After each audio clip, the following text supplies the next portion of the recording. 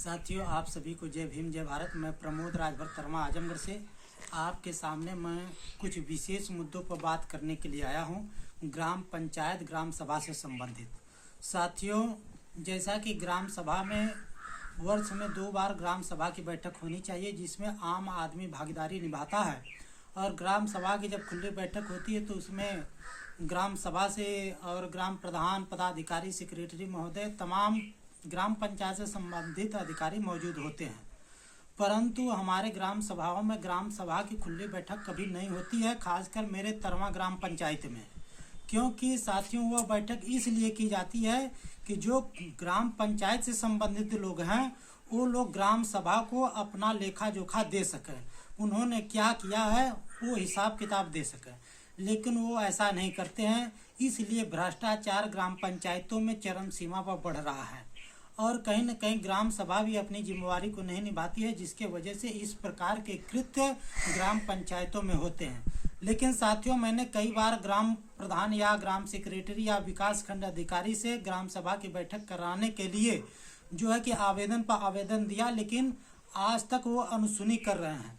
तो साथियों, आप देख रहे हैं कि वो किस प्रकार से अपने कर्तव्यों का पालन नहीं कर रहे हैं, अपने पदों का दुरुपयोग कर रहे हैं, ग्राम सभा की अनिवार्य बैठक ग्राम सभा में नहीं करवा रहे हैं। तो साथियों, मैं आपको कुछ सबूत भी दिखाना चाहूँगा। आप देख सकते हैं कि मैंने यह ग्राम प्रधान के नाम लिखी थी। दूसरा आप लेटर देखेंगे,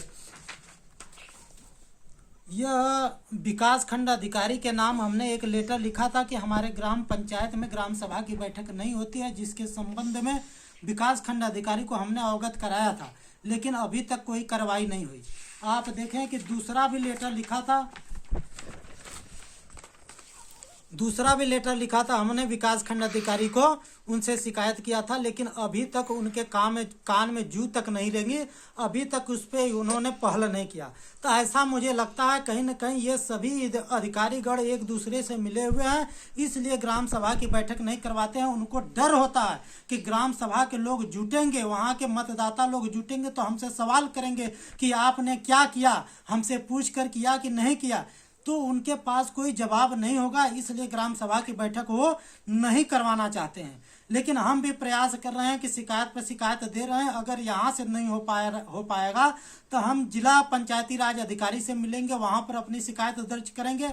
अगर वहाँ पर भी नहीं हो पा रहा है तो मैं पंचायती राज व्यवस्था में मंत्री के पास वहाँ पर जाकर शिकायत करेंगे। ग्राम सभा की बैठक हमारे तरमा पंचायत क्षेत्र में नहीं होती है, इसको अनिवार्य रूप से कराया जाए।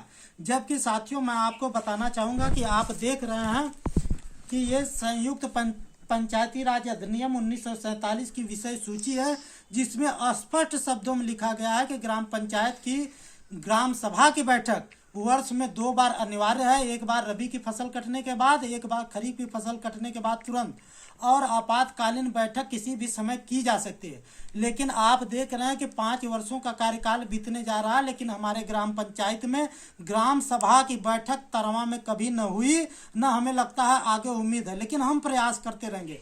आप देख रहे हैं कि संयुक्त पंचायती राज अधिनियम 1947 का जो नियम 11 है, आप देख रहे हैं कि जो ये नियम 11 है, ग्राम सभा की बैठक और उनके कृत्य।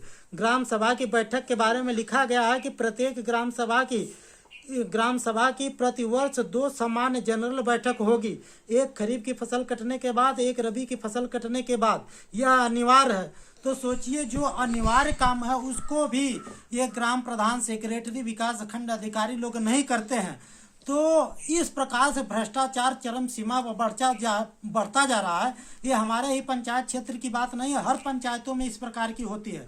और कहीं न कहीं ग्राम सभा के लोग, जो वोटर हैं, जो वोट देने 18 वर्ष से ऊपर, वो ग्राम सभा के सदस्य होते हैं, लेकिन सदस्यों को उनके अधिकार पता नहीं होता, जागरूक नहीं होते हैं, इसलिए ये लोग भ्रष्टाचार करने में सक्षम हो पाते हैं।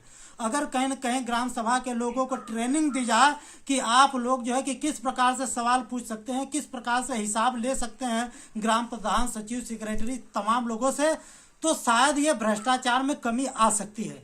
तो आप लोगों से यह निवेदन है कि अपने पंचायत क्षेत्र में ग्राम सभा की बैठक करवाने के लिए आप लोग भी हमारा साथ दीजिए। आप सभी को जय भीम, जय भारत, जय संविधान। धन्यवाद।